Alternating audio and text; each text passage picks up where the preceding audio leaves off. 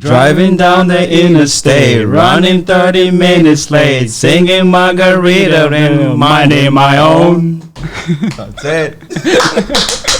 That's more than enough, man. Thanks. That was good. That was great. Thank you. Yes. Thanks, man. Guys, welcome to the show, man. Thank you. Get we're gonna.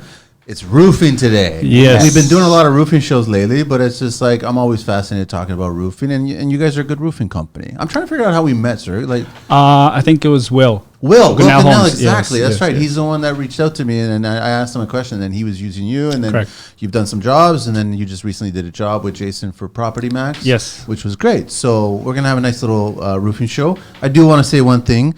Thank you very much for the alcoholic beverage there for the grown-ups. I totally love that. And also a little bit, you can't really see it, but I'll definitely post it. You've engraved the show's name on it and my name on the other side. Makes me almost not want to drink it, but I'm going to drink it. Enjoy. Thank you very much. I'm wearing 780 handy. What was her name again? Jason and Wendy. Yeah, from Prairie, Grand Prairie. Now I'm trying to remember everything. Surg and Peter is here from Homestar Roofing, homestarroofing.ca, info@homestarroofing.ca, on Facebook Homestar, and then Instagram Homestar_roofing. That's it, man. We got that out of there. And now, how do we want to start? Did business start with the old man? Yes. How far back are we going? 15 years ago. Okay, so new-ish. Yes. All right. When did you get rolled into it? I started just coming on the weekends, cleaning up the garbage, the usual. Yeah. So they asked me to clean the garbage here and there, sometimes Friday, Saturday after school. My first job was working with my father. It was a a small garage, 2 layers. Already on there. You got to remove everything. Did he know that there was 2 layers? I think maybe he did. He just didn't want to tell me. He was trying to. What's the look on your face, guys, when you show up on a job site and you discover that there's 2 layers? Sometimes we know because I do end up going up and checking. Yeah, you're one of the few that go up on the roof Yes, and take a look at the yeah. roof. I want to say 98%. I actually go up there and I check, I inspect before I give the quote. Sometimes we do have surprises, maybe more than I thought. It'd be like 2, 3. But yeah, my first garage I did with my father was 2 layers. I think I was, maybe 15, 16. I was very young, excited. I thought I was like, okay, I got this. Started removing, and it was on boards, it was on plywood. So the old school. the old school. It's much Older harder house. to rip. Yes. Yeah, to rip out. Yeah. Once I was done, like we completed the job. I could barely lift my hands. It was done. I know, for me. about 15 years old, you're Superman. Yeah, that's Right. what I thought. No, Yeah. no. And 3 days after, I couldn't lift my arms. I said, never, ever am I doing roofing again. Wow. Yeah. And Just from like putting the pitchfork? just the forks and cleaning the garbage. Yeah. Wow. And here we are. That was how long ago? That was, I want to say around 14, 15 years ago. Yeah. And when did you come into the game? 7 years ago. 7 years. And you came from roofing, or you just started in roofing? I came from roofing. Okay. All right. So different companies that you were working with? Yes, it was a different company. That's how I started. How'd you guys meet? Where's the connection there? So yeah, this is Yeah, for me, I'll it's a let it very interesting story. It was me and my father. We just decided to open up a small bungalow. It was nothing crazy, and we checked the weather. Everything was good. Mother Nature was nice to us. We removed I think it was one side. It was a very long side. We started removing everything. Before we could prep it, one cloud came and it started pouring. When I mean pouring, like Out of the blue. Like Yes. it was crazy pouring. Okay. My dad runs downstairs, grabs a tarp, brings the tarp up. We try and struggle to cover the roof, make sure it doesn't get wet. And out of nowhere, I see Peter on the roof, out of nowhere, just yells at me, says, "Give me the other end of the tarp." And he's like helping us, right? And I was shocked. But at the same time, I'm like, yes, help us, right? Because we were struggling. Yeah, with my flip-flops. And with his flip-flops, yeah. I didn't ask a lot of questions because... You were just walking by, Peter? Yeah, so I was driving home. It was one of my days off. Yeah. So as I was driving, I noticed it started raining. So I put on my wipers, and I don't know what caught my eye, or I think it was the sound of the gun, roofing gun. And then I looked, I'm like, roofers. And just the passion drove me there. I'm like, I just gotta help. I love it. Yeah, I gotta help. And complete strangers. I didn't know them. I've never seen them. Complete strangers. Never seen them in my life. And you just jumped right in. I just jumped. I had my shorts and my flip flops and my t-shirt, and it was pouring. Like all you needed was a payphone, man. And a cape. That's all you needed, man. That's wow. It. Yeah, and the rest is history. I'm still here. That's awesome, man. Yeah. So like it poured for maybe 5 minutes, and after I remember he had his old BMW, right? I'm like, it was making lots of noise. After I'm like, Pete, you want to work today? Like, are you off? You want to work? He said, yeah, no, I wouldn't mind trying out. I said, sure, come for this job, help us out. And after that, we got along, and that was it. That was it. Yeah. So you just met him and that's it. I want to work for you and get started, and that was it. Yeah. That was the interview. Yeah. I love the energy. Well, the interview was on the job site. Exactly. Flip flops and yes, just showing up on the job. correct, Yeah. That was the interview. Yes. Man, that's rare. That don't happen. Like every time I tell my customer this, they look at me as like, no, so never gonna happen this again. Yes. Never gonna happen again. Which is a shame, but hopefully people are listening. They're going, I'm gonna do that. Yeah. Sadly, now you ask people to come to show up, but nobody wants to show up. Yeah. You guys have a hard trade, man. It's safety. It's hard work. It's dirty. You guys have a hard trade. I don't know. It just people who show up. Some people just show up for a day, and this, like you're saying, they're just not for them. But you have I'm going to say you have a smart business. You figured out how to be efficient. You figured out how to be profitable too. You worked out a business, and then also, how many guys you got working for you now? Usually we have 7 guys. Yeah. So I mean, you've got a crew, a solid crew that gets the work done. So it's like you got a job, you have the scope, you go in there. There's the objective. Everybody's on the same page. You do the job. Yeah. That's how you run it. Yeah. So like I said, my father. He's the big thanks to my father. He's the one who got the strategy going, right? So he sees, okay, this guy's good with garbage. We'll leave him there. This guy's like he has his strategies, right? Where he puts people and everything, but sorry, it's everybody knows what they're doing. That's the main thing, right? If you know what you're doing, the job gets done like that. So that's the key. As long as everybody knows what they're doing, the day goes by really fast. What's your background, Surg? Ukrainian. Okay, and then Africa, Kenya. Oh, really? Huh? Yes. How long you been here? 17 years. Oh, wow. Yes. I'm curious about that. Were you working in any kind of construction back home? No, actually, I never did any trades back home. I was just like, there's nothing to do back home, basically. It's just sitting and your parents provide and you get to eat. But I applied for online one time for as a skilled worker, coming to Canada. Okay. And that's how I moved here as a skilled worker 17 years ago. Was it an easy process to get into the country? It was very easy back then, but apparently it's not now. They're making it difficult. Yes. Which is a shame. It is a shame. Because I'm assuming there's a lot of people that want to come into this country and work. A lot. And that's how I ended up here. Government needs to open up their eyes. Yes, they did. They do. That's a different talk. No, so then, okay, so now you're going to take over the business, right? Your dad's going to eventually not be doing the roof anymore, and then you're going to take it over. That's the plan. But you met my father, right? Yeah. He's the old European hardcore guy. I know. He doesn't want to let go of the belt. I know, but he has to eventually one day and then enjoy himself, right? Yes, of course. That's what we tell him. I said, right now is the time. You relax. Let the young guys do it. That's what does he say about the young guys?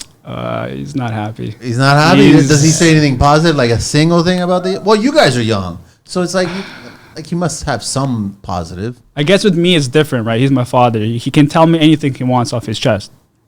With the young guys, he says, "Hey, why are you doing this? You're doing this wrong." But with me, I get the most wise and School all that of hard stuff. knocks. Yes, yeah. That's all it is. But he's not happy with the young guys at all. Why? For the reason that they would not just jump on a job site and help a fellow person that they just met? They're like, what is it, the reason? Honestly, we had lots of young guys try to come out. Some people just don't want to, they don't show up. They work for a day or two, that's enough for them, So you'll get DMs, texts, schedule, and they don't show up, or they go and they work a day, and that's it, done. I'll text at night, say, here's the address. Okay, I'll be there. First thing in the morning, my head hurts, or, I'm not feeling too well. My head hurts. Yeah. Pete, you ever had your head hurt at any time? Well, they do, but I'll be at the job site. Yeah, that's the difference. The head hurts, you still show up at work. Yeah, so I would say just to chip in a little bit on the big boss. That's what I call him. Because basically, to me, he's the engine of the company. Like, if I have to describe him like a car, like, it's not like an engine where, okay, he's old school, like he'll push everybody. It's like every time he shows up, there's this figure of quality, and he's so passionate about roofing. And that's how we feel every time he shows up. Yeah, that's for sure. He's very, very, very passionate about his work. Well, guys, it's a roof. Correct. I'm joking, by the way. Yeah. Okay. Everything is watertight, right? Yeah, but most people, it's a roof. That's exactly. That's the first thing I get, right? I come in, or for example, because I do all the sales and everything. I'll come to the client, I'll give them the price, and the first thing they do is look at the price. Like most of the course, most of the go right by all the information. Yes. Right to the number. Yeah, right to the number, and they just say like, Surg, I have $2,000 cheaper, and all they do is it's a roof. That's all it is. It's not just a roof. I'm going to live here for a year and I'm going to be gone, or something like that. That's so the they start response giving I you get. Excuses. Of course, yes. Yeah. So what if it fails in a year? What if life changes? What if something dramatic and you can't move? What if... I believe people right now, the main thing is the number. That's what they see. They don't like some customers. I'm the type of person when I come in, I read everything off my quote. And I try to teach the homeowner what is the right way to do the roof. Yeah. Right. If you take me, great. If not, at least you learn what needs to be done properly. But some homeowners, they just don't care. All they care is about is a number. That's it. Do they just strictly care about just new shingles, new roll, new cap? That's it. Done. So I think the main thing they care is just maybe the shingle, and that's it. With roofing, you know, it's a lot of like underlayment, for example, ice and water shield, synthetic paper, the new valleys, flashings, all this stuff. And that's what adds up, right? That's what changes the number. Homeowners, they don't care about that. If a roofer comes in and says, this is the price and this is the shingles, that's all the information they give these days. What's the rule again? Is it 3 layers and that's it? That's the max? That's the maximum, yeah. So if you go on the roof and it's got 2 layers, and unfortunately the thing is homeowners are listening to this, and if they know that it's 2 layers, they'll still hire you to put a 3rd layer on top of that? And they can get away with that. Yes. Technically speaking. Yeah. That just means that you guys would have to get longer nails. Correct. Yes. So you'd have to change all your coils. Yes.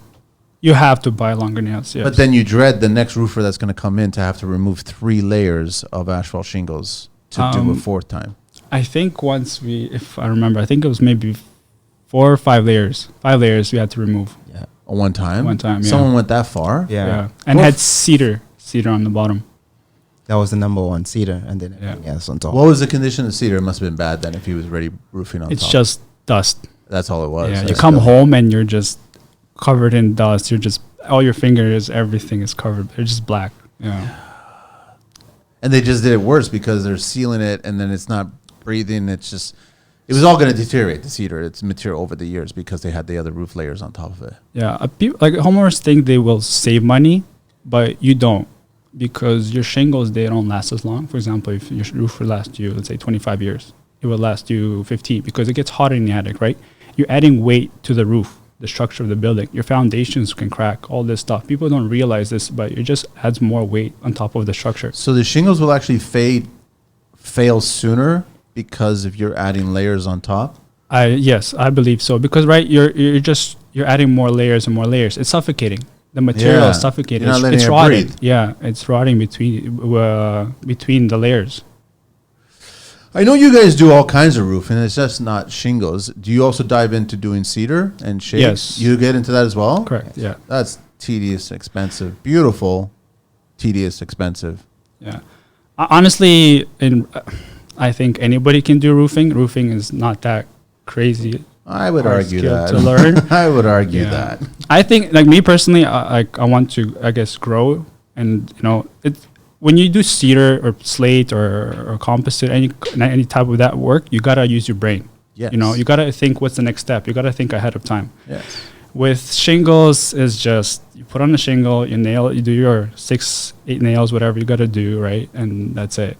It just next day, the next day. With composite, with cedar, with slate, you gotta use your brain. It's that's what actually kind of keeps you going. You know, you gotta something new, something different. For example, there's a valley, there's a dormer. You know, different strategies. When's the last time you did slate? I think slate. It was composite slate. Yeah. I think 2 years ago. What's Yeah, composite it's been a slate while. is it's just man-made instead of Yeah. Yes. Yeah. still cuts the same way, still nailed the same way. Yes. Okay. Did you get a chance, Peter, to do that as well? Yes, I was there. Oh, to work Definitely on I was that there. one? What did you Yes. think of the slate product? Whose product is it? I'm familiar with real slate. It's just I've never met a client yet who will want to pay for it. Yes, it's very expensive. Yeah. We had I think it was Da Vinci. Okay. Da Vinci has an EcoStar. We did two, I believe. Yeah, we did EcoStar and Da Vinci. We worked You're with. scoring and snapping, or how you cutting them? You can use a skill saw and you can Yes. Oh, really? Straight Yeah? blade. Straight blade and is snap the them. easiest, Yeah. And still, so you're still treating it like you're installing like slate. Yeah. use. Yes. That's Just a kind of little bit- clever. Yeah. Still lasts the same. With proper installation. Yes. You never have to change it, I guess. I want to say maybe. You have to 40 change it one years, day. yeah. Maybe exactly. Yeah. But you're also doing metal roofs as well too. We do, for example, like try to do standing seam. Okay. The European metal, those corrugated ones. Yeah. We don't do those. Is that bad? I The- don't like it. Me personally, I would never install that in my house. And what's the reason why or reasons? One is the cost. For example, it's very expensive. They treat it like premium. Yeah, so it's high-end. premium, but I don't believe it's premium, right? And the reason is a lot of companies, what they do is they don't remove the shingles. And then they put the furring strips I on see it. that every single and day. I can't stand That's that. normal. Yeah, this is like a normal procedure. They say it's a sound barrier. That's bullshit. I'm sorry. This but is yeah. normal. I believe Asphalt shingles have never been known for any kind of sound barrier. is because I don't want to offend the metal guys, but they don't want to get their hands dirty. So they don't want to remove and then that's it. And then they think, and then that shingle doesn't last forever either. Again, the shingles will suffocate, right? Because it's the metals always has moisture condensation. Yeah, you're getting heat from the roof. You're getting heat from the attic. And then yeah. you're getting heat from outside. You're cooking the Yeah. asphalt at that time. Yes. Basically. It's a roofing baking Yeah. oven or something. And they say with metal roofing, you got to do the straps. Like you got to do the vertical or horizontal. Yeah. So how do you know you're putting into the joist? You You're putting right into don't. 3/8 plywood, right? Yeah, you're putting it into 3/8 OSB maybe sometimes in even some worse. homes. Even Yeah, worse. yeah. That's a very good point. But if you were to rip all that asphalt on, you know Yeah. exactly where the rafters Exactly. are. And like with us, even with just like shingles, right? When we remove the shingles, for example, even Jason's house, you notice that there was mold. You got to Yeah. change the plywood. Yeah. If you don't remove the shingles, you don't know what's under there. That's that's a huge valid point there. Yeah. Because if you keep it all there, then you could be actually trapping moisture. There could be a problem there. Yeah. Yes. Could be a failure of flashing somewhere around the chimney or something, and that could be all rot there. Yeah, mold. And then what happens when you put a brand new roof on top of that and it starts to fail? Oh, You guys get called to fix something that you guys installed. But yeah. But or like I had a situation where a homeowner had a brand new roof. Yeah, I guess they just bought a home. I guess the inspector never noticed the mold, the plywood, and they were really afraid of the mold. So they said, you know what, Surg, I know it's a brand new roof. We just bought the home, but I want everything stripped, new plywood. at least the homeowner had their farm field. But then you're buying a house, plus you gotta spend your money even more on things like roof. Roof is not cheap, right? If you do it properly. And then you guys do you prefer flat or shingle? I like both. I probably more of a Okay, flat. but hang on. So aesthetically versus working, which one do you guys like more to work with? Probably flat. Flat, Yeah. Peter? Roof shingles. Shingles. You prefer shingles? Yes. And the reason I would say this, I know he likes that, but for me, like I don't have to pick either roofing or shingles and say this is my passion, because I do both. Yeah. But I feel like roofing is a bit slow. Like you have to be detailed. You can't Yes. really rush it. Yes. Yeah. Yes. Like for shingles, I feel like we just remove the old one, we inspect the roof and make sure everything is on, and bam, the new one is on. And like I like to get it done. And with shingles, you probably, you get to pick the color. Yes. There's the shape, the sizes. The roof is always different shape, I guess, right? With the flat roof, it's flat. So flat square shape, parapet, skylights. Yes. That's it. Just like torch down. And shingles, we get the domas, we get the chimney. It becomes fun. The valleys, Yeah. and also the vents, the terminations, all that Exactly. stuff. So you got to think a little bit. So it has a little bit of drama, I guess, Exactly. in the actual working of it. And I actually always pick up the detail side. I like the details. I don't like the easy side. So you look at the house and all of a sudden you're like, I'll take this side. I'm always on the detail side, yes. Really? Honestly, it's funny because every time we go to the job site, as I work too, right? I have the belt on, so we'll look at the house with the first thing in the morning, and then me and people are like, okay, the two hard sides, like we'll be there, then we'll give, like for example, my father and then the young guys will be like, okay, you guys take the easy side. You guys are too young to be saying we'll take the two hard sides. Probably. It's the passion. It's the passion. Yeah. Sometimes you want to feel like doctor of the roof. And you want to perform some surgery. Yeah. So when you're changing those flashings and you're doing the vents, and it's just the passion that drives it's you. art. Yes, it is. Honestly, I think every time, especially with my father, he's very passionate. So with him, roofing it is art. Like every cap, everything has to be straight. Everything has to be with a chalk line. Everything has to be measured. So yeah, and I'm like, even me, sometimes I'm like, to my dad, I'm like, Dad, nobody's going to see it. He says, no, Surg, this is the right way, and that's the way we do it. And that's what everybody learned in the company, and that's how, I guess, our business is successful, because everybody's always doing it the right way. Doesn't matter if you can see it or you can't see it, you'll have to do it the right way. You always inviting the clients back up on the roof to take a look at the work? If they can go up, sure. If they want to go up. If they want to go up. But what I do is I always take a video before and after, so I show them with my phone. Okay, makes it a little safer, because you don't. If they want to just do it because they want to do it, but if they're not comfortable being up on a ladder and climbing up there and being on a roof, and plus it's liability, right? Yeah, huge liability at that point. They can't use our ladders. Just maybe before you go up on the roof, give me the check. We just finished 2 days ago, like a house. It was a new build, and the homeowner was like, "Oh, Surg, I'm going to come by with the coffee." At lunchtime, and he's not calling me or anything. He's not coming by, so I didn't say anything. And then end of the night, he comes. I'm like, everything okay? He's like, oh, no, sir, I spent all my day in the hospital. I'm like, whoa, what's going on? He's like, I thought I'm having a heart attack. I'm like, is everything okay? He's like, yeah, everything was fine. I just wanted to check myself out. He's like, I spent the whole day in the hospital, but it was funny. Yeah, it happens. Like it's rare, but I guess it does happen. Let me share a little bit of history here in construction, the history of the gutter systems, because you guys also, do you get into the eaves or anything like that? Yeah, soffit. So you still do some metal work, right? Are you getting into ACM as well too? That's the next step. Okay. Yeah. That starts to get very expensive and very particular. But that's where you start, like you use your brain. This is where things get nice, and it gets exciting, because that's the face of the house, right? Yeah. Totally. History of gutter systems. Evidence of gutter systems go back thousands of years, most often used to collect rainwater for use rather than protecting structures. Some of the first buildings with gutter systems were stone roof structures.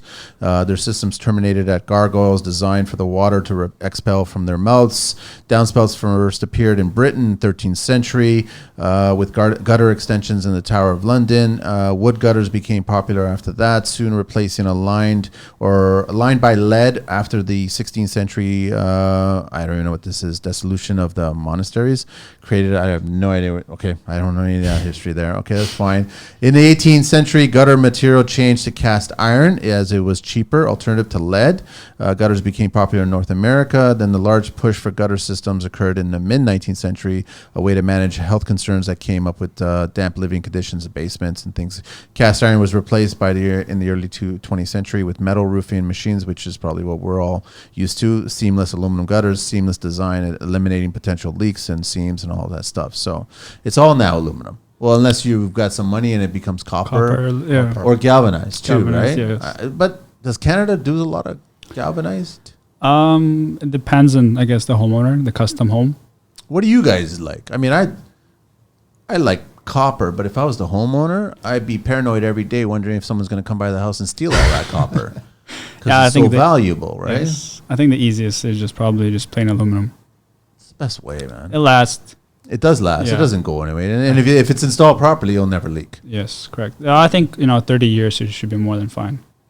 And then so I want to get into the first of all, tools. What kind of tools are you guys using? What brand? What nailers are you guys using? DeWalt. DeWalt. Yes. Yes. Yeah. Everybody's DeWalt? My dad's old school Hitachi.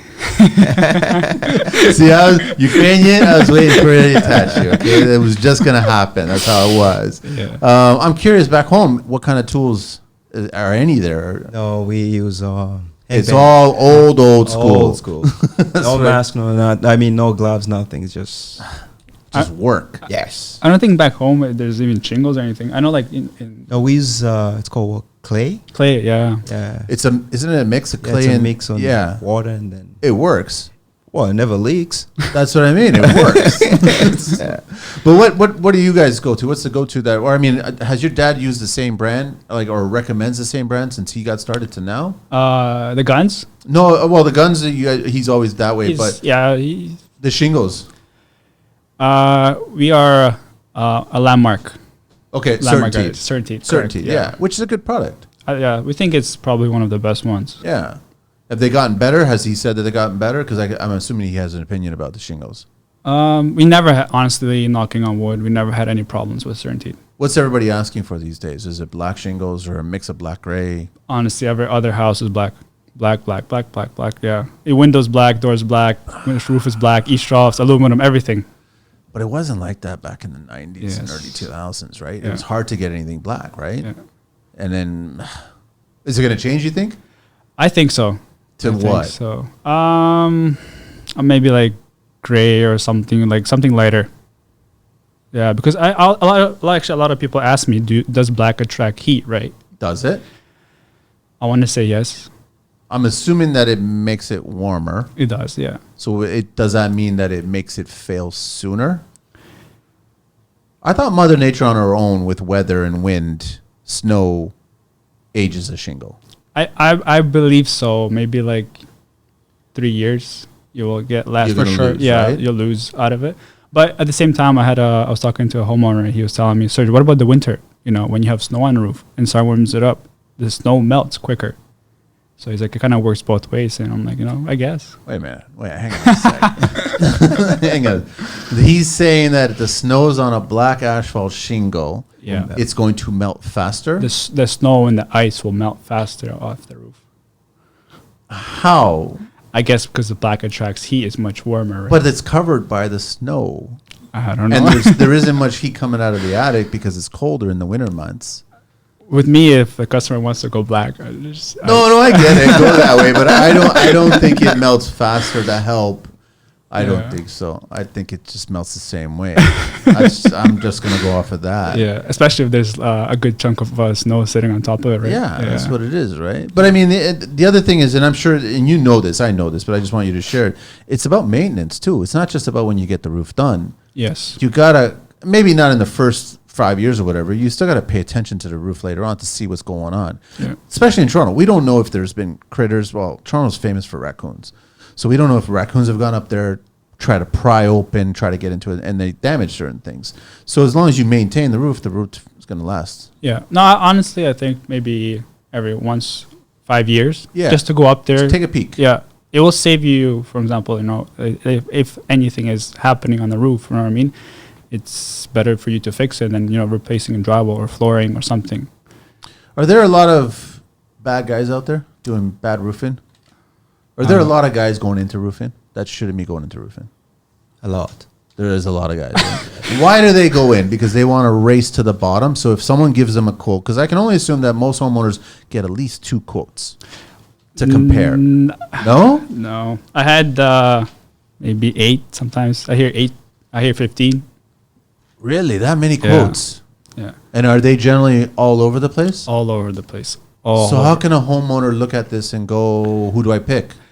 Honestly, I thought about it and it's hard for the homeowner. I won't say choose 8 or 15. 3 is the right number. You got to do your reviews. You got to see what the company, what it says about the company. But I don't know. People go 8, 15. It's crazy. That's a crazy amount. What I'm trying to say is it's hard for the homeowner to pick a company. I don't know if it's roofing or if it's general and just in construction, because you don't know. Like some people come in, they give you 2,000, 5,000, 8,000, 16,000. I mean, there's different crazy prices. But that's such a difference in pricing. Yes. We're not, I guess, one of the most expensive companies, but we're not. We're more in the middle. You're we're not in the middle. bottom. We're in the middle. You're in the middle, fair to higher, depending on scope. Yeah. That's what you guys are. Yeah. So every time I do, I'll come in, I'll talk to a homeowner, ask them questions, and they look at me and they say, Surg, like, I don't understand your industry. I'm like, why? She's like, well, I have a price, for example, let's say you're at 5,000. I have a price, for example, like 3. Where's the 2,000?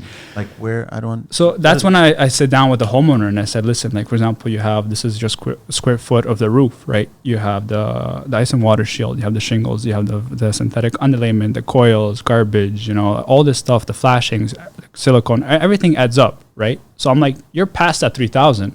I'm like, how are these guys doing it for 3,000? I'm like, it's insane. Like, just like, it's crazy. But some people say, for me, is just a price is a price.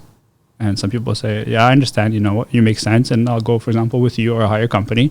They don't want to go with those, I guess, taillight warranty. Yeah. Fly by night, jokers, whatever you want to call them. But I'm just trying to figure out, how are they making money? By dropping so much money, how are they making money? Profit. You know what I think it is? I think it's more they put just buy shingles and put on top of the plywood. That's it. There's no accessories, because I think accessories, that's what kind of adds up a lot, Slows down the process. It slows down the process. It takes you longer to do the job. That's one, right? And it's expensive, right? For example, a bundle of shingles, it's what, $40, for example. It's gotten really expensive lately. And then if people don't buy, for example, the caps from Surg or something, they use a different brand. Good quality caps versus Correct. crappy caps. Yeah, so the they'll ones that save money go from there. black to being like a really pasty white or worn out color. I don't know what it is. Yeah, so like there's ones that you just break with your hands, right? And there's one that you can just cut them. Yeah. Yeah, so those are like, let's say $60 compared to 30. You already saved $30 for one bundle, like 10 bundles, You're already saving a couple bucks there. Some things, like just something simple like that, people are already saving money. But it's like, that goes back to, it's a race to the bottom. I don't understand how they're profitable at that point.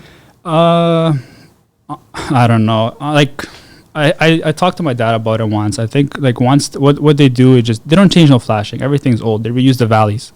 Everything is reused. There's no ice and water shield or anything on the bottom. It's just shingles and plywood. That's it. There's the $2,000. Yeah. Now I saw it. So that's what I mean. The accessories, that's what adds up. Yeah. And that's where people, they don't realize it, especially on the quote, when you tell them, say, listen, I'm giving you, for example, breathable synthetic underlayment compared to just plastic. And people say, oh, it's okay. For me, synthetic is synthetic. Okay, I understand that. But in price, that's the difference. For example, $30 to, like, say, $100, right? Is it for you guys, and I agree with you, first of all, all the little, getting a breathable versus just getting a standard, right? Is it peace of mind for you or peace of mind for the homeowner that you're providing a service for? Or is it both? Maybe both, I guess. Because it doesn't, in the scheme of things, it doesn't cost that much more to use a better product. Yeah. Because install time is the same. Correct. Yeah, it doesn't matter. Right, a roll is a roll. You just unroll it and exactly. Yeah. But I mean, it's actually a much better product, and now you're creating. And have you ever had those conversations with the clients where like, listen, it's the roof, man. Your whole house is protected by this. Yeah. Not a part of it, not just one bedroom, the whole house. Yeah, true. I was gonna say that because I'm like, with roofing, everybody would like, oh, it's just roofing. But think about it, how many trades we protect. Electrical, plumbing. That's a very good point. Hardwood floor, what do you call it, drywall, painting. Your very expensive. So you guys even furnitures. care about the painters, man. Yes. So we're like on a better word, like the god of everybody. Yeah. Like we're protecting everybody. That's why it's not just a roof. It's not just a roof. It's way beyond that. Yes, yes. But is there, I mean, has your dad kept the business at the same profit margin all these years, or has he seen the profit margin shrink a little bit? Because I don't want to ask you what your profit is, and I don't want you to divulge that, but I can only assume that these other guys that don't do a good enough job, they're trying to just make less profit for using inferior products, right? Yes. Over the years, of course, you're becoming more employees, so you want to make sure you have a good profit. Of course, you want to raise your profit, right? Yeah. Because the quality is always there. That's what I think the customer is always paying for. So you do try to increase your profit, but I think for the past 2-3 years with COVID, it's been so hard because the material is so expensive. So a lot of people, they are. It's hard for them to make a choice with which roofing company to use because the prices are just all over the place. They're not even finding 2 or 3 that are very close to each other. No, everybody's dramatically different. Yeah, no, there is some companies like some situations that do it. Like maybe it's like a couple $100. So people they don't care. They know that something is okay. Like the companies are very similar, but I do get like $2,000 difference.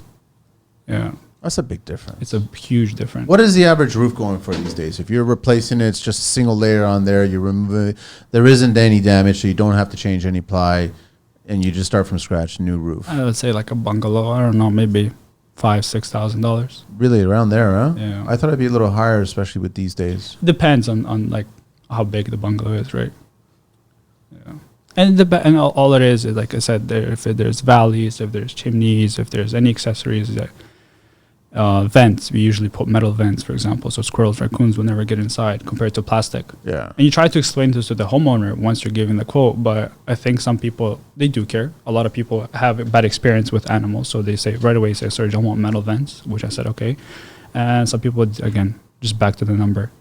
If you guys ever get on the roof and you see a vent stack that's just way too, like it's probably just peeking out of the flashing, like, do you guys recommend that we throw a coupling on here and extend this roof flash or this roof vent a little higher? Oh, there's always, for example, if it's like a washroom fan or something. Yeah. Yeah. Oh, the first thing with those is we got to make sure the pipe is insulated.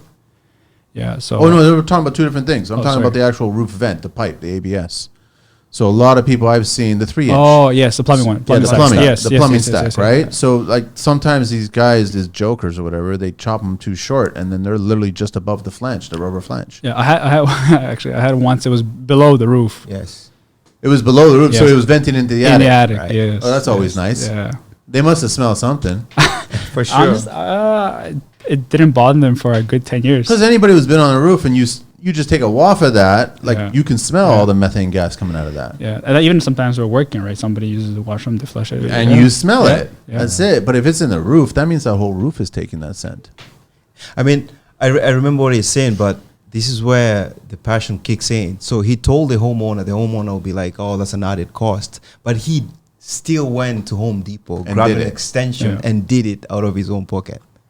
You can't just because leave it there. You can't just End of leave the it day, there. once like with me is like once you leave the roof, you're responsible for it. Yes. You know, so if it comes out of my pocket, okay, I guess sometimes I have to take that hard hit because I don't want that call. Yeah. With us is you do it and you forget it, you move on. Yeah, And that's the mindset that you guys are teaching anybody else that comes on the job site. of course, yeah. And then also like the other thing is you get a lot of the kids that don't want to get into it because of the safety, right?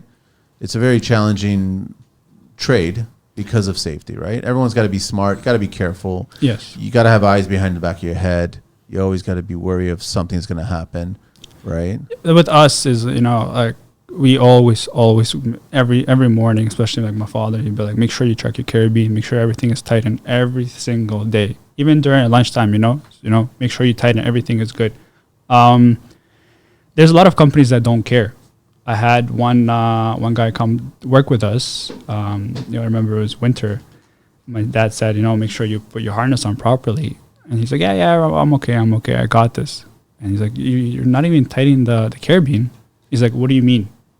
So he's never done it.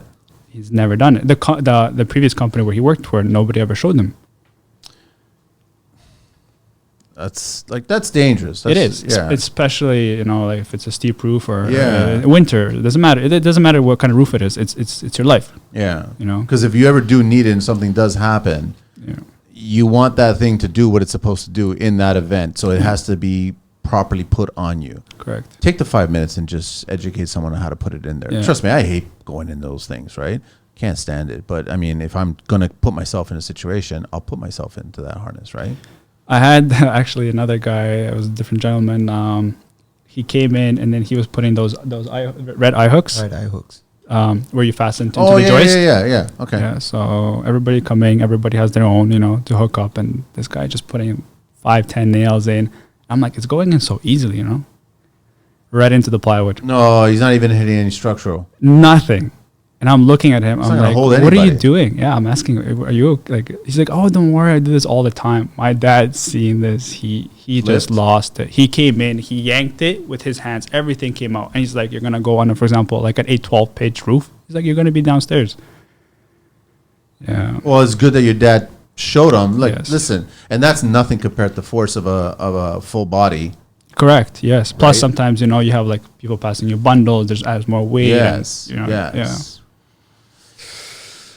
Well, no, I just wanted to talk about safety because it's definitely, and I could see that it's a deterrent for anybody who wants to get into the industry because it's hard work and it's also risky work, and you have to be aware of your surroundings. You have to be, you can't be joking around. You can't be, I've never seen this. I never would want to see this. Anybody kind of just messing around on the roof and shit like that. Just be smart and safe because you're responsible for every other person that's on that roof. Yeah. Right? Oh, there's lots of, I was going to say it's not, I can't say it's hard trade. Like it's crazy, it's dangerous. I can't really say that because we've tried other trades too. Like I've tried other trades. Which other ones did you try? Like drywall. And you think drywall's hard? It's unbelievable. The dust alone, I remember this guy had done it for 35 years. He told me before you can even, like, if you're single, you want to start a family, that's what he told me.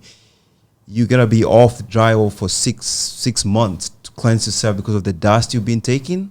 Because it affects production. Really, it's a thing that is there. So there's nothing like it's dangerous. Every trade, I believe, there's a danger to it. Yeah. Because we also train. Like right now, you need a certificate to be on the roof. Yeah. Yeah, so working at heights. Working at heights. You can't just go up on the roof because inspectors show up, they ask for it. You're trained on how to use the ropes, on how to be safe on the roof. It's the same thing on the ground. You can still have an accident. There's nothing like safe out there. I believe just the young fellas right now, the people getting into the trade right now, are just purely, with no disrespect, they're just lazy. That's what I would say. I'm not disagreeing with you. Yeah. So basically, what you're also saying is that a lot of roofers have a lot of kids. I think people these days, it's really hard to find. Yes and no. Big families. It's really I didn't hard. know that about drywall. Sorry. I didn't know about that drywall. Yeah. I don't know if it's true. I'm gonna look into it. I'm gonna look into it. I want to. We absorb it. Yes. Like there's got to be something said when you're a tradesperson and you have lunch and the tips of your fingertips are all clean after you finish eating. Right? Yeah. It's just like you're absorbing all this material on the job site. And first of all, drywall dust is not healthy at all. Right? So I think it would affect your lungs, your body and everything. So it could affect your little boys. You know what I mean? So I don't know. I'm going to look into that. I want to find out if that's the case. And all of a sudden you're going to hear all these drywall guys going to be like, I'm giving up. I'm going to be a roofer now. Yeah, that's it. Welcome aboard. There's going to be a resurgent right into all roofing. Sorry, sir, you were going to say something. No, it's funny because like that's exactly the thing is, with roofers, there's like you work for a company for a couple of months and next thing you know, they have a truck and a ladder and you're good to go. That's it. You open up a brand new business. Truck and a ladder doesn't mean that you're a tradesperson. I guess, but I know a lot of them do think that. All right, fancy tools, fancy vehicle, fancy gear, whatever, fancy everything, fancy business card doesn't mean that you're a tradesperson. Yeah, you need to start with the skills. I think if a lot of guys who do survive, and I guess in construction and roofing, like that's in my point of view, what I see is if you learn the job or the trade, like for someone like old school, for example, and you get really good at it, then you will succeed, right? If you just go in there just to have a day, like, okay, whatever, I don't care about tomorrow, you're not going to get anywhere far in life. It doesn't work that way. Yeah. You guys aren't looking at it like that. Of course not. And then also you're taking the lessons that you both have learned from your dad. Yeah. And that's what you're presenting to the new kids. Yes. Your version of it, but it's still the same at the core. You know, my father, he's every day, he's always about teaching. He will get whatever he's doing, he will stop and he will go and he will show you. He will get up, he will do this for you. Every time he's hands on, he will do it for you. Even as asking something, going to the truck, he actually goes and he's like, come, I'll show you where it is. Points where it is. Yes. And so where I feel like a lot of owners of, like, for example, it doesn't matter, roofing companies, they don't do that. They just, okay, you know, you're hired, here's a gun or here's a shovel, just do whatever you got to do, and that's it. You're another body on site. Yeah. So a lot of people take that for granted. If you have a chance, somebody who's willing to teach you, you should listen, because this is where you can open up your business in the future. You know, you can become successful because this is where you learn. Back in the days, you know, we didn't have, for example, ice and water shield or the underlayment, nothing. We just had good shingles and they were installed properly. Yes. And the shingles lasted 30 years. Yes. Yeah. I know you guys, you basically started in roofing coming here. You did some other jobs as well, Peter, or? Yeah. My only other job that I did was cleaning cars. Okay. I did for 1 year, then I switched to roofing. The roofing, right? Yes. And then you've always been in roofing. Yes. So with yes me, and no, there's a little bit of uncertainty. no. Yes. With me, how I started roofing was after high school. That's it, straight to roofing. Okay. And we were having our renos done. We had an electrical guy, a father and son, right, working. And they asked me, it's like, Surg, what do you want to do? And, you know, I was thinking, I'm like, I wanted to be a firefighter. That was my goal. And the son says, Surg, you know, you shouldn't do it. He's like, the waiting list is like five years. Some cities. I don't know. That's what he told me, Yeah, right? I know. Then right after that, I'm like, I gave like a lot of thought about it. I'm like, what am I going to do for 5 years if I don't get accepted?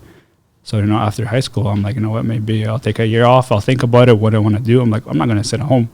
You know, especially my father, you know, you're not going to be sitting at home. Of course. Come work with me. Yeah. So I started off cleaning garbage, and then, you know, I started going up on the roof, starting to learn. He was showing me this, and that. And after that, it became a little bit of sales. And that's it. The reason I ask is, and by the way, a lot of firefighters, when they retire, get into construction. Yes. And plus, even when they're fighting fires, they're only working, I think 3 days, like 24 hours though, right? yeah, straight. Yes. And then you got the whole week and you've been paid for that week, right? Correct. So a lot of them start some side businesses, Yeah. which is generally renovations, right? Yeah. So you kind of end up in renovations eventually, but you have the security of that and the pension and everything like that. But the reason I was bringing that all up is because you guys get on sites at different times, especially if it's new construction sites. You're seeing all the other trades come on the job site, right? And you guys are wondering, okay, so there's that trade. And I know that a lot of the trades that go into the dwelling don't want to do your trade. Yeah. They think it's too difficult or it's too uncomfortable or it's too much work. But then they go in and then it takes skill and passion as well to be a plumber, HVAC, you know, electrical, all that stuff, right? So I think it's just a matter of finding what they love. There's lots of trades. And different types of like segments of trades. You can go into high rise, you can go into residential, you can go into industrial, you can do a bunch of things, right? Correct. Yeah. But you guys ever have any guys going, I want to join the roofers, like that team? Honestly, I did have a fireman once come by. He says, he told me, he's like, Surg, I only work 3 days a week. He's like, I'm thinking, can I do it on the side? He tried out. It wasn't for him. He thought it was. He didn't like it. Yeah, he didn't like it. So he thought it was too hard on his back. It's hard. Yeah. we're lucky now, right? We have the hoist, all the power tools. So we're pretty much lucky. Back in the day, that's when it was Back hard. in the day would have been you over the shoulder walking up the ladder? Yes. Now, and you know what? Now the house is what? Hoist ladder. 80 bundles. So, you know, 80 100. times up and down, up and down, up and down. And it's heavier. Is it heavier? The bundles are heavier? Definitely. So those shingles are thicker, or are there more shingles inside each pack? But before it was It's 3-tab. Three right? tab. The 3-tab, yeah. now we have Now the whole architectural Yeah. series is basically what, like a 9-tab? Yeah. It's all layered on top of each other. Plus, like the ice and water shield, right? It is heavy, man. And I guess you got to carry just enough, so that you don't have to carry anything down. So, you know, you gotta you gotta use your brain. If I go up, you know, I gotta have my belt, I gotta have this, I gotta have my snips. Like, you gotta think ahead, right? Make sure you don't go up and down, because then you're gonna be tired. Yes. Yeah. So you learn the hard way. No, but you learn. That's the thing about it. And I guess a new guy could look at what the guys are doing and how they're doing it, and there's reason behind what they're doing. If they're smart, they will ask questions, for example, or they will follow you. Yeah. But some of them are stubborn and say, this is what I like to do. This is how I do it, and it's easier for me. Yeah. So we try to teach them the right way. If they're stubborn, you know, we give them time. They still end up doing it our way, for example, because they do realize it's easier for you, your body. But some guys are stubborn. Why are they stubborn? I don't understand. Like, who gave them that stubbornness? I don't know. Life. I like Peter's being honest. Yeah. So honest. That's true. I think now everything is like given to everybody, right? Whatever you want is available. Yeah, is there. Are you guys all battery nailers or is it compressor nailers? All compressors there? Yeah. Yeah, but then let's go back to the stubborn guys. They don't like hoses, but batteries are heavier. I'd rather have a hose. Yes, me too. I feel like most of the new guys or new roofers right now, they're YouTube roofers. Yeah. So TikTok. it's all TikTok. Like anything you see there, you want to implement. I understand that, I get it, and things are changing right now. But I was stubborn too 7 years ago. Okay. When so what happened to change you? Mr. Andre, the owner of the business.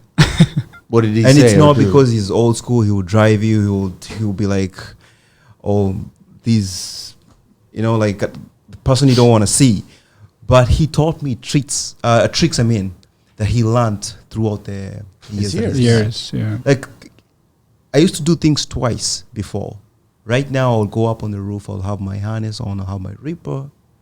I'll have my rope.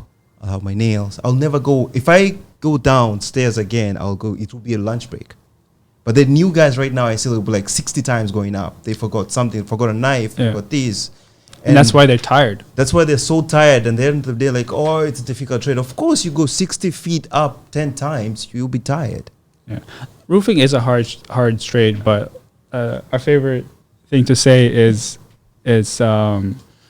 It's about your mind, right? It's how you like place yourself, right? How you start for example, the first row. It's all the way you position yourself, right? Yes, I get it. The bundles are heavy, everything, but it's your strategy. If you do it the right way, you'll be okay for the rest of the day.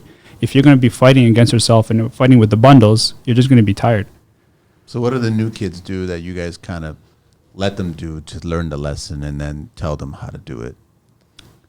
No, we let them mess up a little bit. No, you have to. A little bit. You have to. Then we tell them, like, this is what you did wrong, and this is what you can do right. They will take it, some of them, for a day, then they forget again. They go back to the YouTube thing. Yeah. I think that the main thing is the next day they forget. Yes. That's the worst. Yes. Like completely forgot about. And you watch them just continue doing what they were doing before you taught them to try to do it this way. If you send somebody to the truck and you gotta say, listen, bring me a wall flashing, you gotta use hand motions. Wall, it's bent in degrees. You gotta use wall. Counter is straight. You gotta really. Yes. Every time, doesn't matter. It just you gotta use hand motions. That's it. That's how they know. They won't pick it up otherwise, or they're not focused. They're not paying attention. So usually, for example, with roofing, you have two kinds of flashing, brown and black. Okay. Yes. Yeah. There's like if you can have green, red, but that's really rare. Depends on the customer. Usually it's brown or black. So when we do the roof, I'll be like, hey, Johnny, for example, pass me flashing, wall flashing, and he'll be asking brown or black. I'm like, what color are the shingles? He's like, black. I'm like, what do you think? Okay, brown. Yeah, that's no, it. It's black. What's wrong with you? Yeah. So it's hard. You always. It's like you're like a teacher. You're always teaching. Give them a grade at the end of the day. Then I go. By the way, fail. Yeah. No, but it's on repeat. They don't. Are they just like on a zone? They're just like, I'm not paying attention. Yeah, that's what I think it is. Just like another day. It can't be.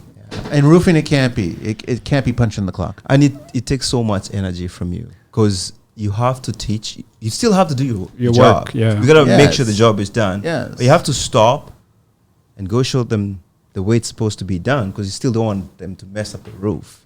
And then you go back again and they forget the next day and you have to do this for a whole season. Do you guys get frustrated being a teacher over and over? Honestly, yes. Sometimes. No, I know. I my father, he gave up. He'd be like, okay, Surg, it's your turn to teach them. And then sometimes me, I'm like, I'm having a bad day. In the back of your head, both you guys think, oh, they'll get it one day. Try. Like, I have hope. We still don't want to give up. No, we do our best. We don't want them to suffer too. We try to teach them, but it's hard. It's craft though. And then they, do they have light in their eyes when they finally figure it out? And some do. Yeah. Some do. They say, wow, they wake up the next morning, it's like, oh, I feel much better. I'm not as tired. Well, this is why. Yeah. Do you teach them nailing patterns? Of course. That's the number one. Do you want to share nailing patterns? Because that's where I think they all think they're superstars and they're all doing the wrong thing. Yeah, well, especially right now where everything is with gas compressors, right? You can put 100 nails in one shingle. It doesn't matter. Yeah. But it does matter where you put your nails. With us, we have minimum 6 nails per shingle. Yeah. And 6 inches away from the seam.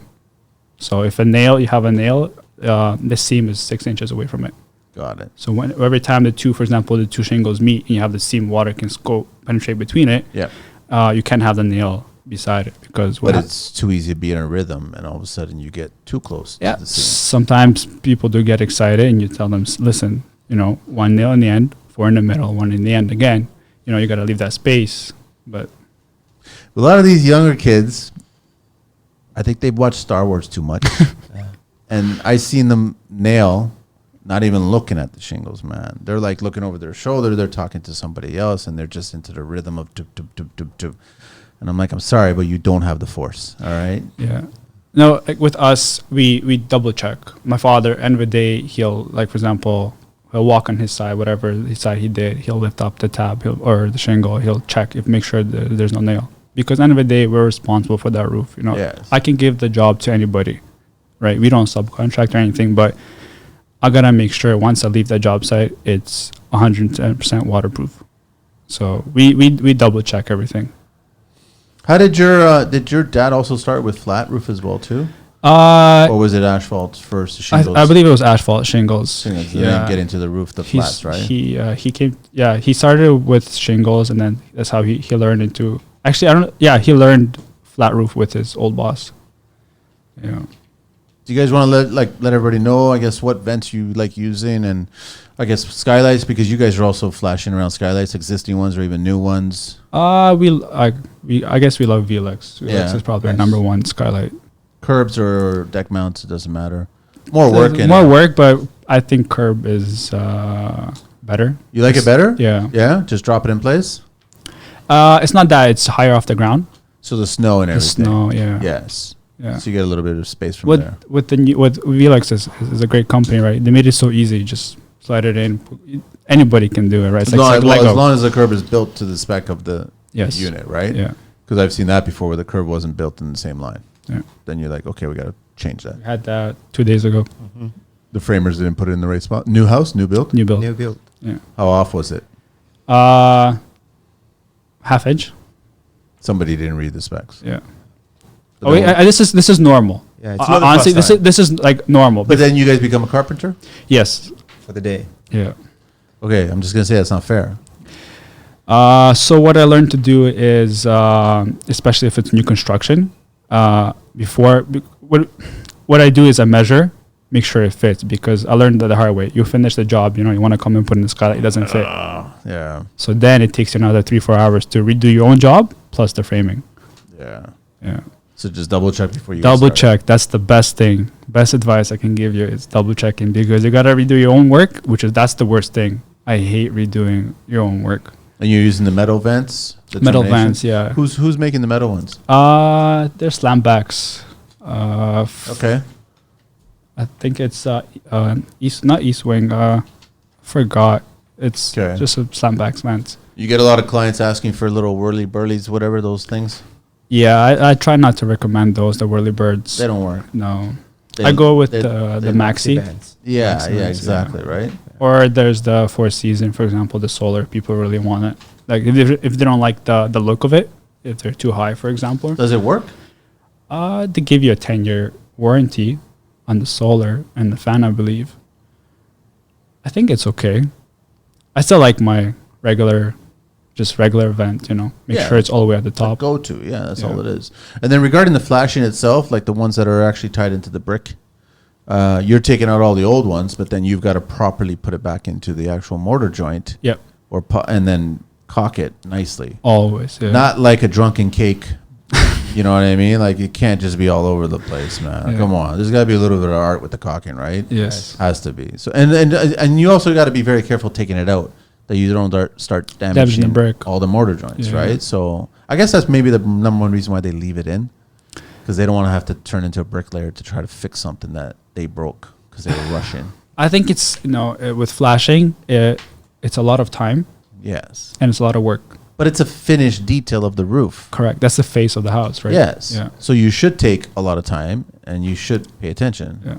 That's why they don't want to do that. That's when people become lazy. They don't want to do that. Yeah. And it's like I said, it's just time. Time is money, right? Plus, it's the flashing, it's time, silicone.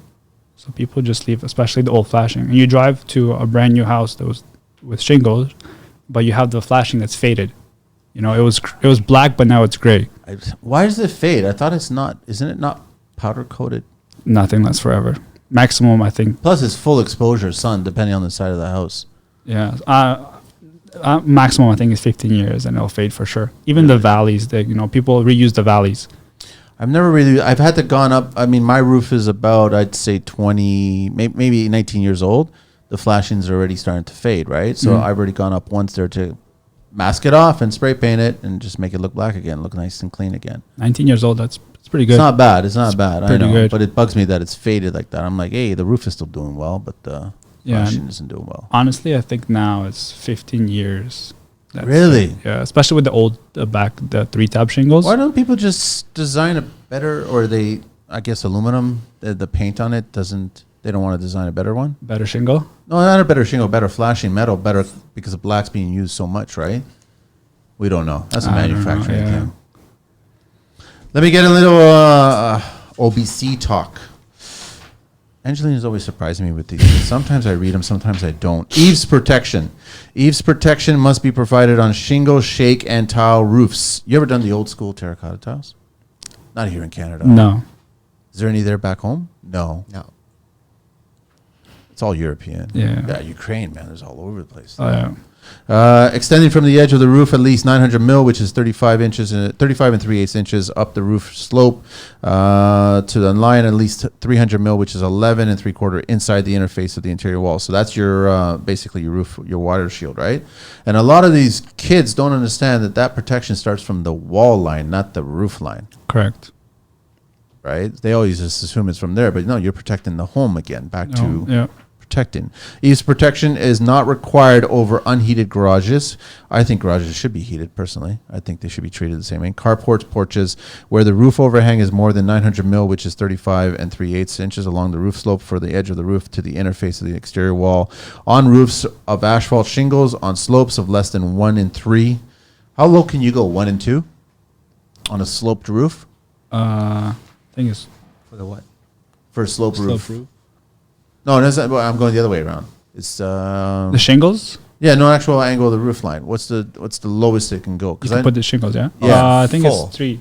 I think 312. 312, right? Yeah. And that's determined by 2 or 312, yeah. By the asphalt manufacturer. Yes. Data. But I've seen someone present shingles to me that were even lower, almost a flat roof. That's crazy. I would never, honestly, 412 and up. That's it. I would never ever that's put what it. I thought. In regions with 3,500 or fewer degree days, 3,500. In regions with 3,500 or fewer degree days. I don't know what that means. Eave protection must be laid beneath the starter strip and must be made of number 15. What is number 15 asphalt saturated felt laid? Oh, felt paper? 15 pound. It's 15 pound. That's what it is. Laid 2 piles, lapped 480, which is 18 and 7/8, and cemented together with lap cement. You still got to use lap cement. Type M or S roll roofing laid at least 3 and 7/8 ahead and end laps cemented together with lap cement. Glass fiber or polyester fiber coated base sheets, self-sealing composite membranes consisting of modified bituminous. I kind of like that word bituminous, bituminous, whatever it is. Coated material. I didn't understand a single fucking thing about that. I'm not a roofer, man. That's why I hire you guys. You guys do it. I just stand there and watch. I might go up there once. To check. Just to check. Because the view's better. Always better. On a nice summer, like just like your picture, a nice summer kind of day. It's nice to be on the roof. Right? Honestly, sometimes it's a good thing with roofing. Sun is setting. Everybody did a great job. You know, everyone's a team. You know, the only thing that's missing beers. You know what I mean? That's all it is. But technically, you can't do that. Technically, if you get caught, you can't do that.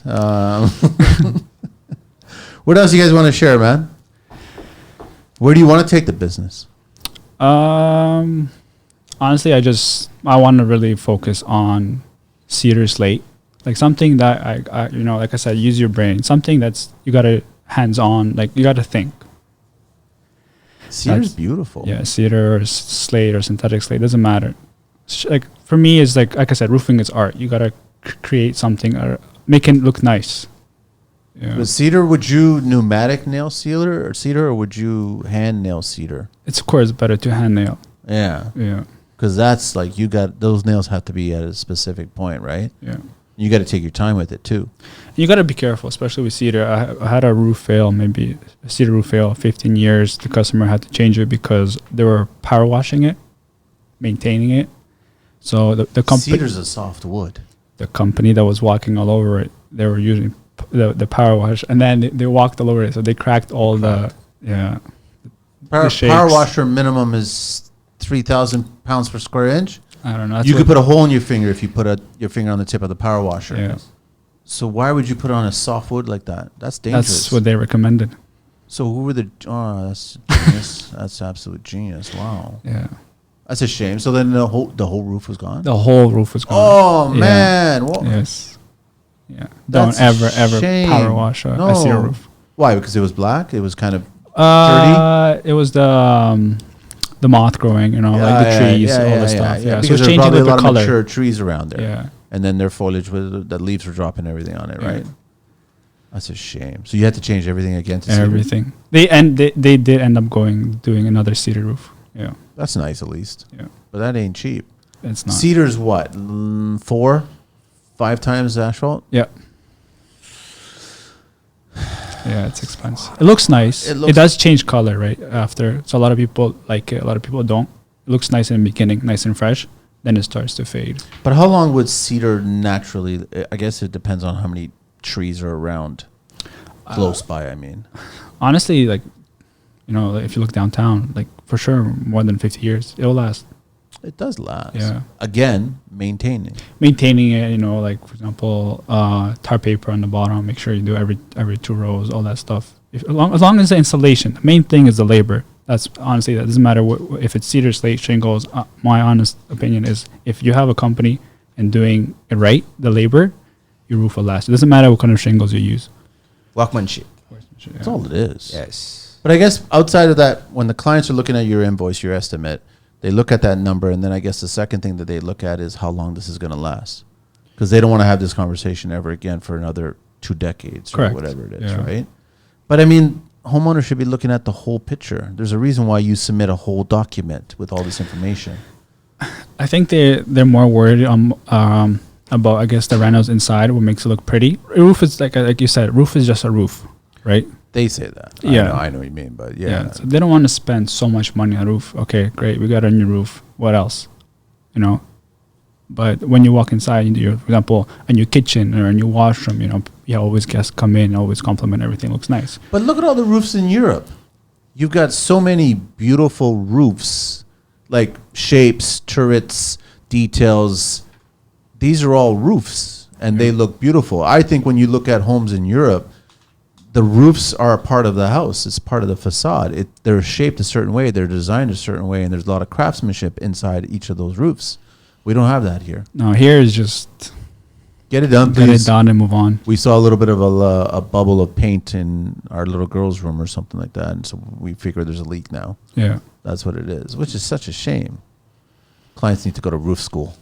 Honestly, I think that's probably the best thing, especially with roofing. You can, it doesn't matter who it is. There's no such thing as inspection. I've brought this up several times. I honestly think that there should be part of the building code an inspection for the roofing. Yeah, I agree 110% because this will change the roofing industry.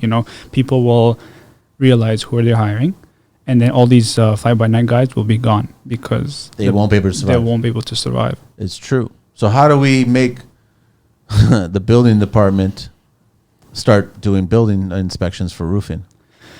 It's hard, because with roofing, you do a roof a day, and you move on. It's not like you do like renovations. You can be there for a week. You can be there for a month or half a year. But so when you're underpinning, so when I've been fascinated by underpinning on the speed that the building inspector shows up and also engineers show up. Everyone knows when you first go into doing an underpinning part of a house, they show up at these days, these intervals. It's part of the schedule. Same thing with roofing. You're doing a house, it's part of the schedule. I don't know. I don't think they'll be able to keep up, right? There's so many business that open up every day that I don't think people can just keep up with. Start hiring more building inspectors, officials, right? Okay, that's a good idea, but... Or maybe those bad roofers should become building inspectors. I don't know if that's a bad idea. That might be a bad idea. I like that. Right? Lots of work for us. It'd be lots of work for you. And do you take... No, I wouldn't say you take advantage, but I mean, remember when we have windstorms and shit like that, and all of a sudden things start falling apart? They're falling apart for a reason. Oh yeah, that's where like your phone just doesn't stop ringing. It just explodes, right? It explodes. I think was the first like crazy windstorm we had. My battery was full. It did not turn off, and it was ringing and ringing and ringing. I had like over maybe 200 calls. It turned off by 2-3 o'clock. Wow. The battery died. Yeah, it was bad. Are you getting? I mean, are you getting all your work from Homestars? No. Mostly it's probably like referrals. Just referrals, right? So you've done job, and most of the time when you guys show up in a neighborhood, neighbors are walking by, they see a good crew. Yeah. Lots of questions people ask, and like I said, we always try to explain what we do. So homeowners they like that, and then they go with us. And then there's always those stories where like the homeowners, for example, the roof failed. And they just say, "Oh, my neighbor was doing it, so I took that roof as well. Like I took that company as well. I hired that company." Which is always nice for you guys. Yeah. Because then you can start doing one by one, right? Yeah. And there's customers that are interested in... Because the people who sit and watch... Listen. Even, for example, how many nails we put. Yes. Listen. Oh, yeah. Like sometimes when people, like especially a homeowner, like end of the day when you come... You give the invoice, and he's a surgeon. Oh, here's a check. I'm very happy. You guys put, for example, I was listening how many nails you installed. I was listening to the way the gun was working. I was listening the way you were communicating with yourselves. Things like that. So it's some people do consider. What is he on the sidewalk with a bouncer counter thing and just like counting, trying to keep. But that's a good thing, right? Because the homeowners they care. They're listening to these things because it matters. I just realized, is it like bad hardwood flooring installers where they'll only put 1 or 2 staples in each board? Or and they'll put 1 or 2 nails in each shingle? No. So with shingles, it's a little bit different. Like you can put them too high. Right? Yeah, you can put them in the wrong spot. That's why. Yeah. You can put the nails on the seam. It will leak if you don't put enough nails. The wind will blow them away. Roofing is... It's not complicated. Not as easy as people think it is. But you got to use your head. Do you want to share a little bit of secrets regarding doing a patch job? Something does happen or something needs to be changed, or you're installing a skylight and now you're integrating new shingles into existing shingles? I always recommend new flashing. For example, if it's a skylight, always recommend you flashing your shingles around the skylight. Ice and water shield. Make sure you always put ice and water shield around the skylight. Peel and stick. Yeah. Which one do you guys use? What brand do you guys use? Everlast or something like that. Yeah, it's good. Doesn't matter. Whatever, as long as you put something, you have to put the ice and water shield. Doesn't matter what brand it is, commercial or whatever it is. But always wearing gloves? Yes. Me, I can't work with gloves. I don't know why. Since day one, I'm the same way. But I mean, when it comes to roofing, if I have to do a patch, I always forget to put the gloves on. No, I can't. Then you quickly realize, asphalt hurts. Yeah. Right. I work with gloves, but I can't install metal with gloves. Yeah. But metal's sharp. I know, but there's a feeling to it. You got to touch it. Like you use your snips. You got to make sure you got the right angle. I don't know if it's the softness in it. I'm not sure, but there's a good feeling in it. Speaking of which, you guys are very particular with your snips, right?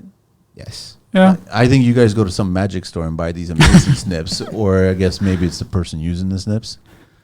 I can never do what you both. guys do with snips. I watch you guys do what you do with snips, and I'm like, give me your snips, man. Like my snips are not doing that. Is it me or is it what's going on here? Honestly, sometimes I'll take his snips. I can't work with his So snips. everybody's snips are Different, different. yeah, Okay, yeah, all right, that's what I thought because my snips suck. It just can't do what you guys do. Yeah, you get used to your tools. Like for example, whatever is like your pouch, right? You know, on your right hand side you got gun Yes, and nails yes. and a bender and Yes. this. So you get used to your tools. So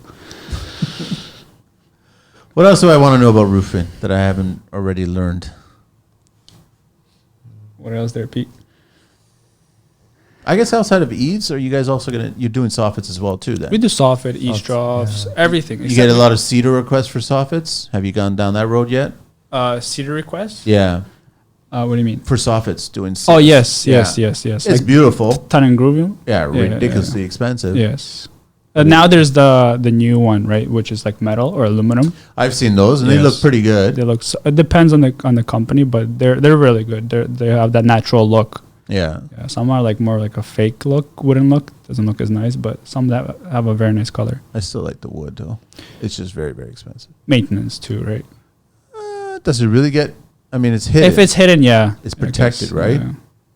What else is there? Like little things. Well, if you have a lot of trees around your house, leaf guards. So I put leaf guards. Leaf guards are important, very Yeah. very important, because once it clogs into the eavesdrop, it kicks back into the shingles too. Yes. If you don't have the eaves installed in the metal, Yes. so that's important. And then Very wintertime, ice, Yeah. snow gets underneath. It does. And if they didn't put ice and water shield in the first row, then you got weather right on Yeah, top of, moisture condensation. and it just becomes a problem at that point, right? Right. Mother Nature will always find a way to get in if you allow her to get in. Yeah. So the trick is to just install it. Well, like if you hire a company, you know, make sure the person just knows what they're doing. For example, me, it's a little bit, I guess, I don't know. I'm a hands-on person. When I come in, I sell, but at the same time I install, right? So I know how everything works. So when I come in, I check the eavesdrops, I check the insulation, I check the attic, make sure everything is breathable.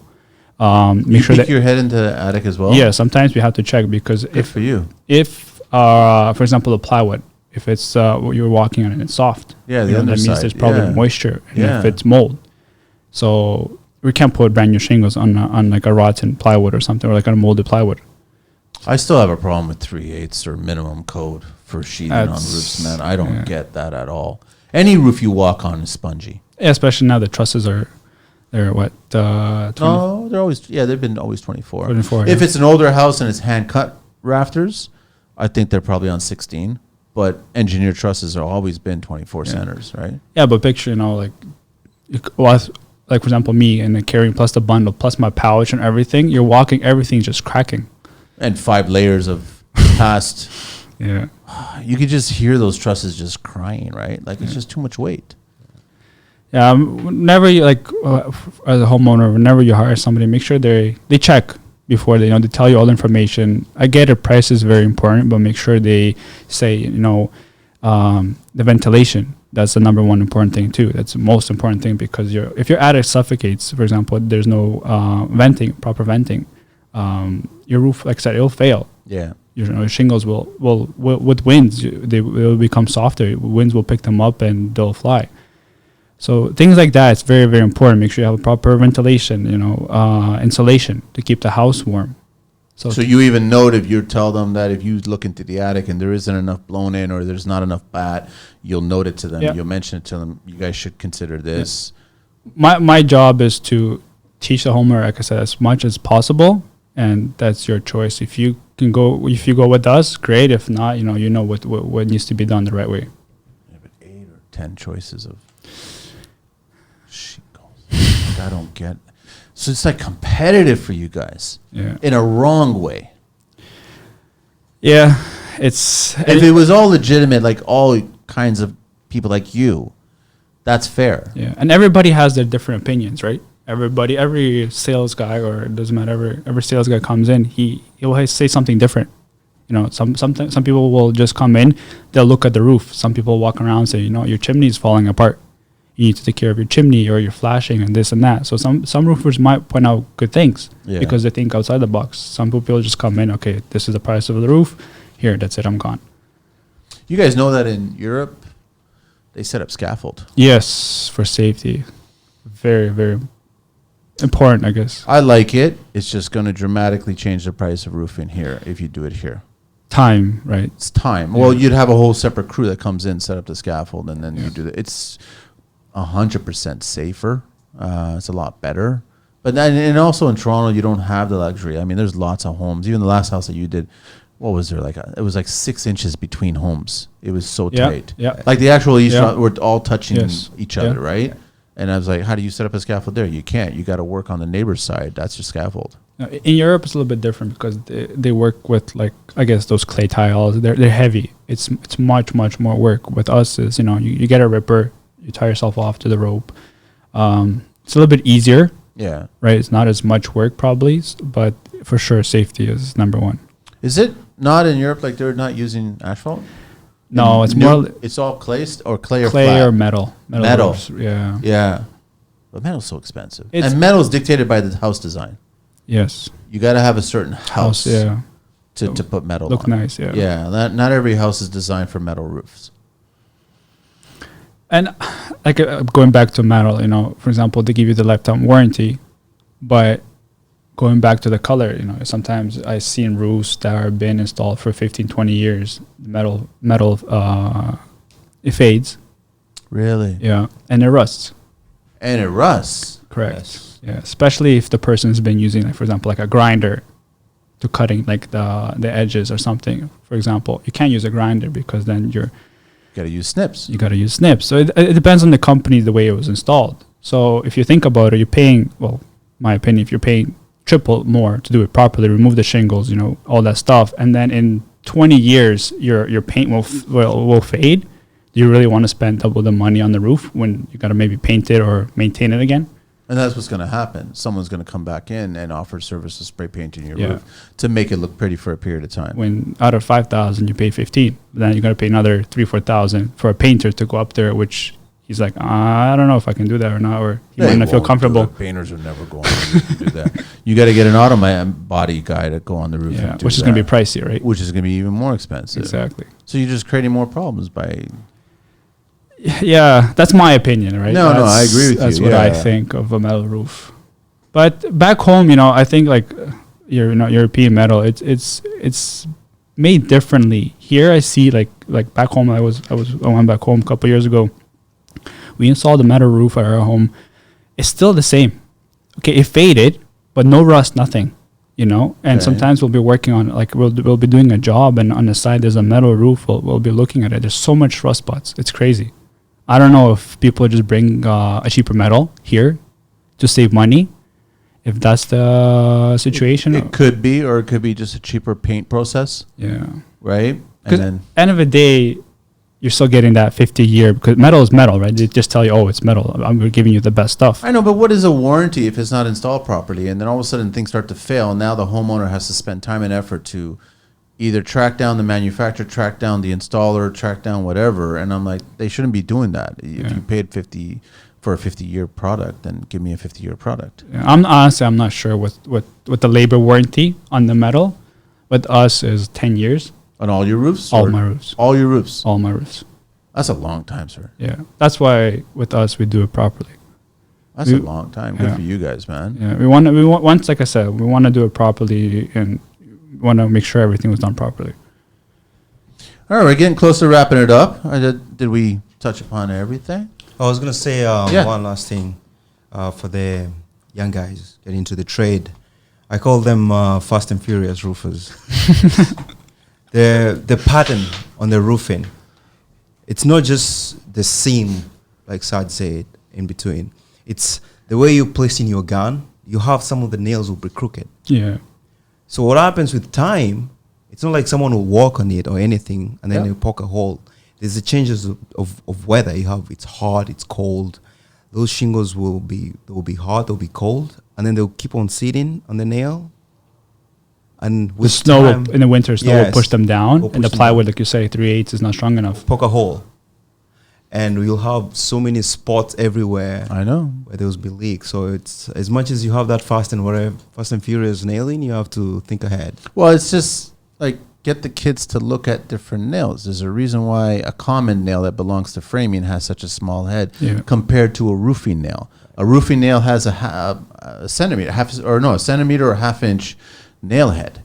There's a reason why it's that big, right? So if you or it's more like I guess 9 mil or 3/8, right? Yeah. So but it's a flat head. It's designed for that reason. That's what it catches the asphalt. The moment you have it on a slight angle, it's no longer a 3/8 head anymore. It's a peak. It's a pyramid of some sort. Yes. Which is gonna dig too high, too deep on one side, and roofs breathe. That's a fact. Roofs do breathe. They go up and down with seasons. So if you whittle away at that, it's going to make a hole. Then guess what? The nail is not doing the purpose of what it's supposed to be doing. Sometimes it happens even before you leave, because once you finish the roof, yes, you have to pass. You have to clean the roof. Yeah. You step on it, it's definitely a hole. Especially you're walking on your own job, right? Because you're carrying the bundles. We're cleaning the roof. Once we're done, we're blowing. Make sure all the E-shafts are nice and clean. Everything, So there's a lot of walking with us, even walking on the roof. And then even, for example, what Peter was saying, everybody, like with us, everybody has their own gun. So, for example, when I place my gun, I have a certain pattern the way I hold it. Yes. He has a different pattern. So to his install. Exactly. The tip of the gun, it kind of ruins from the granules, from the asphalt. Asphalt, correct. Yeah. So people just grab different guns and then they start using different. It doesn't, like, the nail won't go in as, like, for example, you're used to. If you have your own gun, you're always working. You have that pattern, it's always working the way you want it to work. If you grab somebody else's gun, that's when you have to take out your hatchet and make sure you're hammering those nails in. But that's not being efficient or smart, and that's what I know. But the best thing is with us, like, everybody has, like, their own hose, for example, their own gun. They know, because, like, if you put a hole in the hose, you got to go fix it. Mm-hmm. Your hose, you're responsible for it. Well, I like that. I've had my share of guys put holes in my hoses, and I'm like, I gotta splice it now. Yeah, it's you break it, you buy it. Okay, that's a good policy. I like that policy. Yeah. So how do you stop the Dominic Toretto's from roofing and try to get other kids? I don't know. You just honestly tell them, right? What was that guy in the animation? The sloth. What is it? What's that slow moving animal? Oh, sloth. A sloth. Yeah. You got to get sloth everything, right? The guy at the DMV in that movie, whatever. He was like moving so slow. That might be a little too slow. That might be a little too slow. I don't know. Everything for them, it's almost like it's a competition. It's not even a trade. It's like they're really playing the PS5, whatever. Really? Yeah. Honestly, that's how now I it's feel. competition. Yeah. I feel even that. between roofers, I think it's, I'm better. I have better this, or I have better that, or I have better truck. It's like it's always like how fast can I go? Yeah. Let me share a little bit of Green Book, and then we'll get into the 12 questions. Ministry notice of vehicle exemption. The employer must provide a written report or written notice if, okay, this is getting serious now, a worker is killed, critically injured at a workplace. A worker is disabled from performing their usual work, or requires medical attention because of an accident, explosion, fire, or incident in a workplace. The employer is advised on or behalf of the worker that the worker has an occupational illness and that has a claim in respect of the occupational, I hate that word, by the way, illness has been filed for the Workplace Safety Insurance Board. The employer is not required to provide a report or notice if a worker is killed. The employer is not required to provide a report or notice if a worker is killed, critically injured, disabled, or performing his or her own usual work, or requires medical attention as a result of a motor vehicle accident. So if you're on the job site, you have to report it. But if you're in a motor vehicle accident, you're not allowed to. You don't have to report it, right? The worker affected was working at a project, or the worker affected was not traveling in the motor vehicle at the time of the collision. So we actually found that kind of interesting that it was separate. So even if you're working on the job site, you have to fill out this report in a critical injury. But if that worker was driving to and from the job site, you don't have to fill out a report as a result of that. I didn't know that. Actually, another point, what homeowners should do, they should always check for insurance. 1,000%. Yes, because once verify that. Yes. Not just take the document. Because the homeowner is responsible for for the trade, right? Because if that, and I'm not wishing this, I'm just saying that it could happen. If it does happen, then the homeowner's involved, the trade is involved, the ministry's involved, everybody's involved. So we just want to make sure that everyone is properly covered, safety, all insurances. 100%. Especially sometimes when we'll be driving by, there'll be guys working with no rope, nothing, you know. I hate seeing that, and I really hate when I see framers finishing up a roof and they're doing those risky points, and I hate seeing them with no protection whatsoever, man. Yeah, one easy stretch, and that's all it is. Split second, man. Split second. So, gentlemen, let's do the 12 questions. Surg and Peter are here, Homestar Roofing, homestarroofing.ca, info@homestarroofing.ca, and on Facebook, Homestar, and on IG, Homestar_roofing. You guys ready for the 12? Come on, these are easy.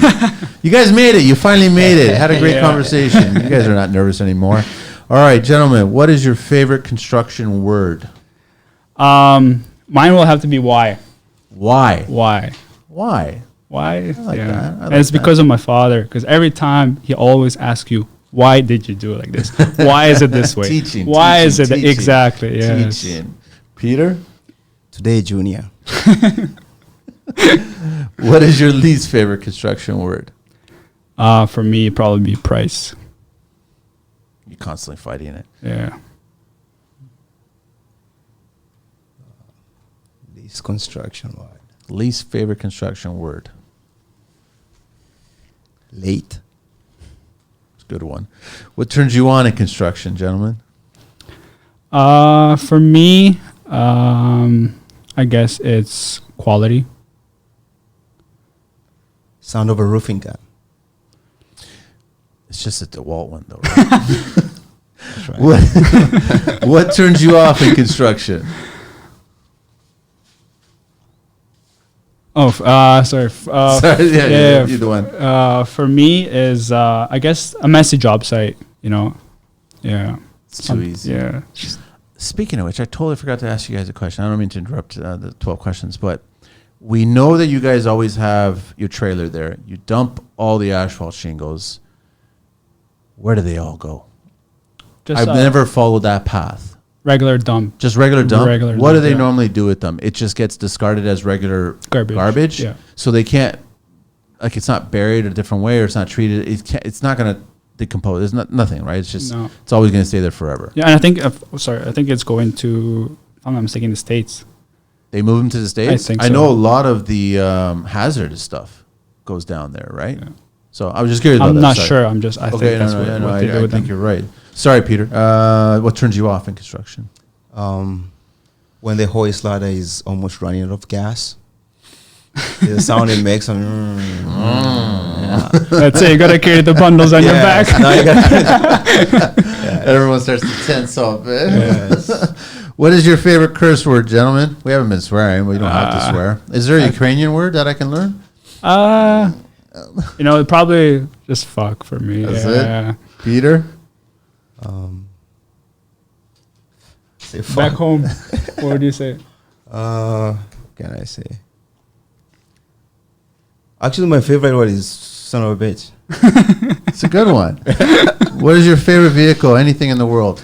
I like Mercedes. Which one? Doesn't matter. Like a E-Class, E63. Okay. I'm more of like a comfort guy. I like luxury. Yeah, over, for example, BMW, Audi. So not a base E, but an E60. I like a little bit of power, yeah. Peter? Pickup truck 3500 Dodge Ram. Dodge Ram. What's your least favorite vehicle? Something small, like those small cars. Smart cars, sure. Those Fiats, it's been anything, yeah. I know. There's two, Ferrari and Lamborghini. That's your least favorite? Yes. Yeah, you went after both of them. Huh? Yeah. What construction sound or noise do you guys love? I was going to say the roofing gun. Peter? Compressor. I like the compressor. What construction sound or noise do you guys hate? I hate the compressor. Oh, the gas compressor working all day. Blower. The blower, eh? Yes. The battery blower. The battery blower. Yeah. And then you get neighbors coming up to you going, listen, can you guys do the leaves for me while you're at it? No, get away from me. With us, we tried to use the electrical compressor. Yeah, it doesn't. It's okay, but it doesn't keep up. Sometimes you have 5-6 guys nailing, so we use the gas one. That's never going to survive. I don't working care all day. No, that'll never survive. What profession, gentlemen, other than your own, would you guys like to attempt one day? I think fireman. Right. Yeah. Acting. Acting? Yes. You want to be an actor? Being a SWAT. I can see that. Yeah. I can totally see that. What profession would you guys not like to do that? For me, I guess any office space or any work. Yeah, I can't be in the office space. I need to work, move with my hands, and work with my hands, and it's true. Yeah. Police. Mm-hmm. Last question. If heaven exists, what would you guys like to hear God say when you arrive at those pearly gates? You barely made it, but come on in. Peter? You want to come in or you want to go back? And I would say I want to go back. I love it. Surg and Peter, thank you so much for being on the show. Really appreciate making the time. I know that everyone's busy these days. Holidays are coming, but everyone wants to work and get as much jobs out there, get them all done. But you guys are doing good things. You guys are doing good work. And I love that you're teaching business. Yeah. That's a big thing that you're teaching. It's being passed down from your dad to you guys, and now you guys are going to pass it down to others, which is really important. Right. Thank you. That's it. So everyone, check it out again, homestarroofing.ca, info@homestarroofing.ca, and Homestar on Facebook and homestar_roofing. Thank you, Angelina. I think we're out of here. Perfect. Thank you.